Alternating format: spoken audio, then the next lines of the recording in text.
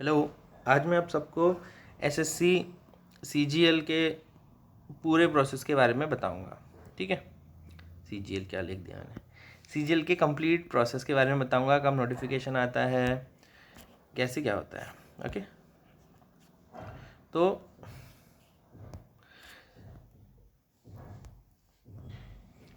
देखिए नोटिफिकेशन 1 महीने तक चलता है लगभग, और नोटिफिकेशन के लगभग 4 से 5 महीने के बाद आपका टीयर 1 करवा लिया जाता है। टीयर 1 आपका 10-12 दिन तो चलता ही चलता है। ओके, और लगभग इसमें फॉर्म भरे जाते हैं 40 लाख। अटेंडेंस लगभग 50% ही जाती है। 50%, 50%। और सिलेक्शन जो पिछली बार पहले होता था वो तो आपका 15 टाइम्स लेते थे, जितनी सीट्स होती थी उसका 15 टाइम्स लेते थे। पर अब इस साल सीजीएल में सीएचएसएल में इन्होंने, सीएचएसएल में भी सेम ही होता है, 10 टाइम्स ही लिया था बस। ये पता नहीं क्यों किया इन्होंने ऐसा, पता नहीं अब। ठीक, तो इसलिए हाई कट ऑफ भी हाई गई और ये सब हुआ। अब देखते हैं सीजीएल में इस साल क्या करेंगे 2020 वाले सीजीएल में। ठीक है, तो इसके बाद आपका टीयर 2 मतलब एग्ज़ाम हुआ, उसके बाद आपकी आंसर की आई, उसके बाद आपको ऑब्जेक्शन डालने के लिए बोला जाता है। आपको जो लग रहा है कि ये क्वेश्चन गलत है, जो कुछ भी है, तो ऑब्जेक्शन के साथ 100 रुपये पर क्वेश्चन होता है। अगर आपकी ऑब्जेक्शन सही निकलती है तो आपको रिफ़ंड कर दिए जाते हैं, और गलत निकलती है तो वो नहीं रिफ़ंड होते हैं। उसके बाद फाइनल आंसर की आती है, उसके बाद आता है आपका रिज़ल्ट। रिज़ल्ट में कुछ नहीं होता है, सिर्फ नाम रोल नंबर लिखा होता है और आपकी कैटेगरी लिखी होती है, किस कैटेगरी को आप बिलोंग करते हैं, जर्नल, एसटी, ओबीसी, ये सब। फिर उसके मतलब मेनली 2 से 2 महीना, 2 महीना भी मान लो, 2 महीना ही मानो, टीयर 2 हो जाता है आपका। टीयर 2। अब ठीक है, मैं एक चीज़ और बताना चाहूँगा, बड़ा काफ़ी कन्फ्यूज़न होता है पहले जब स्टार्टिंग में, कि टीयर 1 का जो रिज़ल्ट होता है उसमें आती है लिस्ट लिस्ट लिस्ट 1 आएगी, लिस्ट 2, लिस्ट 3। तो ये क्या चक्कर है? तो लिस्ट 1 की कट ऑफ काफ़ी हाई जाती है। उसका ये मतलब नहीं है कि आपके मार्क्स कम रह गए, या फिर आपको वो फॉर्म में 2 ऑप्शन देते हैं, एओ असिस्टेंट ऑडिट ऑफिसर या जेएसओ का। तो इनको अगर आपने टिक किया होगा और आपकी कट ऑफ मतलब आपके मार्क्स फर्स्ट कट ऑफ से ऊपर होंगे, तभी आपका नाम इस लिस्ट में आएगा। ठीक है, 2 कंडीशन है। अगर आपने ये टिक नहीं किया है, चाहे आपके नंबर इस कट ऑफ से ऊपर हो, तो आपका नाम लिस्ट 3 में ही आएगा। ऐसा क्योंकि लिस्ट 3 की कट ऑफ कम जाती है इन कंपैरिजन टू दीज 2। इसकी कट ऑफ सबसे ज़्यादा जाती है, ये एओ के लिए होता है, फिर जेएसओ के लिए होता है। इसकी कट ऑफ भी टीयर 1 के लिए ज़्यादा जाती है, काफ़ी ज़्यादा। फिर आता है टीयर 3, मतलब लिस्ट 3। इसमें सारी पोस्ट होती हैं, ये इसके लिए, ये इसके लिए। इसमें बाकी सारी इंस्पेक्टर की, असिस्टेंट की, क्लर्क की, टैक्स असिस्टेंट, ये सब, सीबीआई इंस्पेक्टर, ये सारी की सारी जितने भी पोस्ट हैं इंस्पेक्टर से रिलेटेड या जो भी है, वो सब इस लिस्ट 3 में होता है। ओके, अब जो 2 महीने बाद अब टीयर 2 होगा, जो बच्चे क्लियर कर लेंगे कट ऑफ, टीयर 2 में होंगे आपके मैथ का पहला पेपर होगा, मैथ्स का 2 घंटे का, और इंग्लिश का भी 2 घंटे का पेपर होगा। 2 घंटे की दोनों की ड्यूरेशन होगी, एक ही दिन में होंगे दोनों पेपर। ये उन बच्चों के लिए जो सिर्फ लिस्ट 3 क्वालिफाई किए हैं, और 1 और 2 वालों को भी देना पड़ेगा ये तो वैसे, पर लिस्ट 3 वालों को सिर्फ ये 2 देने पड़ेंगे। लिस्ट 1 और 2 वालों को अकाउंट्स का और स्टैटिस्टिक्स का अगले दिन पेपर देना होता है, या फिर जो भी वो डेट बताते हैं 1-2 दिन बाद ही होती है, ज़्यादा डेट ऐसा कुछ नहीं है। इसमें आपके 100 क्वेश्चन आते हैं, 100 क्वेश्चन आते हैं। इसमें आपके 200 क्वेश्चन आते हैं। हाँ, इसमें एक क्वेश्चन के मार्क्स होते हैं 2 मार्क्स, इसमें होता है 1 मार्क। नेगेटिव होती है 0.5 की, ये नेगेटिव है, और इसमें 0.25 की। ठीक है, अब ये तो सिर्फ उन बच्चों के लिए जो सिर्फ टीयर 3 पास किए, मतलब लिस्ट 3 वाले जो बच्चे थे। ओके, एक सेकेंड।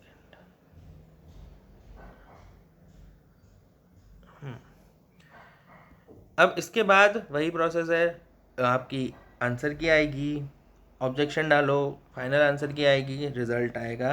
रिजल्ट में ही वही है, लिस्ट 1, लिस्ट 2, लिस्ट 3। फिर इस बार लेकिन क्या हुआ, काफ़ी ये सरप्राइजिंग फैक्टर रहा कि जो लिस्ट 3 थी उसकी कट ऑफ, ये देखिए इसमें हमने कितने मार्क्स ऐड हुए, 200 मार्क्स प्री के, 200 मार्क्स मैथ्स के और 200 मार्क्स इंग्लिश के, तो टोटल कितने हो गए आपके 600 मार्क्स। पर लिस्ट 1 और लिस्ट टू में टोटल बैठता है कितना, 800 मार्क्स का, क्योंकि इनके एक और पेपर जो होता है कि अकाउंट्स का या फिर स्टैटिस्टिक्स का, तो वो 200 मार्क्स का और होता है, तो इनका टोटल बैठता है 800 मार्क्स। तो 2019 के सीजीएल में ये गई है भैया आपकी 229, ठीक 529, सॉरी 529, और इन सब की 800 में से ही 480 के करीब। ये समझ नहीं आया है क्यों। हो सकता है कि जो बच्चों ने एएओ या फिर जेएसओ का एग्ज़ाम दिया था उन बच्चों के ओवरऑल मार्क्स ही कम आ गए हों, ठीक है, क्योंकि अब वो अलग कैटेगरी में हो गए लिस्ट 1 के बाद, है ना, टियर 1 के बाद वो अलग कैटेगरी में हो गए, तो इसलिए क्या पता उनके ही ओवरऑल मार्क्स कम आ गए हों, इसलिए बहुत कम हो गई है कट ऑफ। ओके, ये 800 में से यहाँ 480 पे आ रहे हैं, या 600 में से 530 पे जा रही है कट ऑफ, तो वो चीज़ अलग है। पर ये जो अकाउंट्स का पेपर होता है उसमें 60 नंबर चाहिए मिनिमम पास होने के लिए, और स्टैटिस्टिक्स में आपको भी 60 नंबर चाहिए 200 में से, काफ़ी, लेकिन पेपर काफ़ी डिफिकल्ट आता है, ये बात माननी पड़ेगी। अब इसके बाद बुलाया जाता है आपको टीयर 3 के लिए। टीयर 3 आपको 2-4 दिन बाद भी हो सकता है, वो नोटिफिकेशन के अकॉर्डिंग है, या फिर इसके रिजल्ट के भी बाद होता है, मतलब टीयर 1 के, टीयर 2 के एग्ज़ाम के, जो टीयर 2 का एग्ज़ाम दिया है आपने उससे 5-6 महीने बाद भी हो जाता है टीयर 3, या फिर आपका 2-3 दिन के बाद भी हो जाता है, क्योंकि 2019 वाले में तो 3-4 दिन के बाद ही टीयर 3 करवा लिया गया था। ये सब नोटिफिकेशन में लिख देते हैं या फिर वो अपडेट करते रहते हैं, उसी के अकॉर्डिंग हमें चलना पड़ता है, तो तैयारी इसकी भी करके रखनी ही है थोड़ी बहुत, जो भी करनी है। अब इसमें क्या आता है टीयर 3 में, इसमें आता है आपका ऐसे लेटर आ जाता है, या फिर प्री से आ जाती है, प्री से आ जाती है, लेटर या प्री से आ जाती है, ऐसे तो आना ही आना है, ये तो सर्टेन मानो आप। लेटर इस बार नहीं आया था, प्री से आ गई थी, सब बच्चे लेटर पढ़ के गए, प्री से कोई नहीं पढ़ के गया, फॉर्मेट भी नहीं पता था। फिर अब उसके बाद इसमें आपको 33 मार्क्स मिनिमम चाहिए पास होने के लिए। अगर आप 33 मार्क्स स्कोर नहीं कर पाते हो 100 में से, 50 नंबर का ऐसे है आपका, और 50 नंबर का ही ये लेटर या फिर प्री से है। तो अगर इसमें इनका टोटल 33 स्कोर नहीं कर पाते हो तो आपकी जर्नी यहीं ख़त्म हो जाएगी, बात ख़त्म, बाय बाय। फिर ये सब हो जाता है, इसके इन सब के मार्क्स मतलब अब 700 का टोटल हो गया, मैं सिर्फ लिस्ट 3 की बात कर रहा हूँ। तो अब 600 पहले था, 100 ये जुड़ के 700, इस 700 में से अब आपकी कट ऑफ बनती है, फाइनल जो कट ऑफ होती है, जो कुछ भी हो जाती है। हाँ, अब लेकिन अभी भी ये फाइनल नहीं है कि आप ये नहीं कह सकते कि आपको सिलेक्शन मिल जाएगा, क्योंकि टीयर 3 में ये लोग 3 टाइम्स चूज़ करते हैं, उस जितनी नंबर ऑफ वैकेंसीज होती हैं उसका 3 टाइम्स ये होता है टीयर 3 में, टीयर 3 के रिजल्ट के बाद। तो यानी कि अभी जो अगला प्रोसेस है, जैसे इसके बाद बुलाया जाता है आपका सीपीटी के लिए, ठीक है, कंप्यूटर प्रोफिशिएंसी टेस्ट। तो सीपीटी में जैसे कि आपको 2 तरह का सीपीटी होता है, एक में आती है टाइपिंग आपकी, टाइपिंग में आपको चाहिए 35 नहीं, कैसे बताऊँ, 800, हाँ, लगभग 30 वर्ड पर मिनट की स्पीड, 30 वर्ड पर मिनट की स्पीड चाहिए आपको टाइपिंग में। तो आप जो वहाँ पर क्लर्किकल की और डाटा एंट्री वाली पोस्ट हैं ऊपर लिस्ट 3 में, उनके लिए क्वालिफाई हो जाओगे, ये होता है। तो और इसमें फिर आता है एक और दूसरा टेस्ट होता है इसी का, उसमें आपको माइक्रोसॉफ्ट पावर पॉइंट, एक्सेल और हाँ, एक्सेल और पावर पॉइंट, ये दोनों चीज़ें बनाने को दी जाती हैं। वो एक लिस्ट देते हैं, उसमें चीज़ें लिखी होती हैं कि ऐसे ऐसे बनाओ, ऐसे ऐसे फॉर्मेटिंग करो, तो उसमें भी, पर ये दोनों सिर्फ क्वालिफाइंग नेचर के हैं। इसमें आपको टाइपिंग के लिए एक शीट दे दी जाएगी, आपको देख देख के छापना, या फिर स्क्रीन पर भी आ जाती है जो टाइप करना होता है। प्रैक्टिस करने के लिए 10 मिनट दिए जाएंगे कीबोर्ड पर, और इसमें आपको वो लेटर दिया जाएगा, फिर उसका प्रिंट निकालो जो आपने बनाया है, जो उन्होंने दिया है उसको स्टैपल करो, रोल नंबर लिखो, सिग्नेचर मारो, दे दो। सिर्फ एक दिन में हो जाते हैं ये दोनों काम सीपीटी वाले। फिर उसके बाद जो इनको क्वालिफाई करता है उसको बुलाया जाता है डॉक्यूमेंट वेरिफिकेशन के लिए।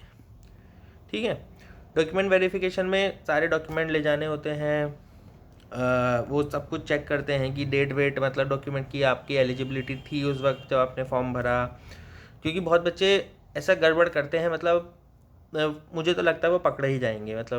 मतलब कि जैसे नोटिफिकेशन आया तो नोटिफिकेशन के वक्त आपके पास वो सारे डॉक्यूमेंट्स होने चाहिए। कुछ बच्चे क्या करते हैं कि जैसे उनका EWS का है, मेनली EWS या फिर कोई और कास्ट सर्टिफिकेट आपको रिन्यू करवाना होता है शायद 6 महीने का अंदर से, तो उनका वो रिन्यू नहीं होता है या फिर वो बना हुआ नहीं होता है सर्टिफिकेट, और वो नोटिफिकेशन के या फिर जिस दिन फॉर्म भरा है उसके बाद की डेट में, क्योंकि जब सर्टिफिकेट बनेगा तो उसमें डेट डलेगी डेटेड, तो वो अगर डेट बाद की है तो वो नहीं माना जाएगा। वो क्योंकि वो जब फॉर्म भर रहे हो आप, वहाँ पे आप नीचे लिखा होता है ना डिक्लेरेशन, जो कोई नहीं पढ़ता बट टिक मार देते हैं, उसी में ये मतलब उसमें हमें कहा जाता है कि मैं सत्यापित करता हूँ कि मेरे द्वारा दी गई सारी जानकारी सही है। अब अगर आप मान लो आप SC कैटेगरी के हो, हाँ, अब सरकार की नज़र में तभी SC कैटेगरी के जब आपके पास उसका सर्टिफिकेट है ना, वरना सरकार को कोई मतलब नहीं है भैया आप कितने ही दलित परिवार से हो, कितने ही पुअर फैमिली से हो, कि आपके पास EWS का होगा सर्टिफिकेट तभी आप पुअर फैमिली से हो, तब वो माना जाएगा।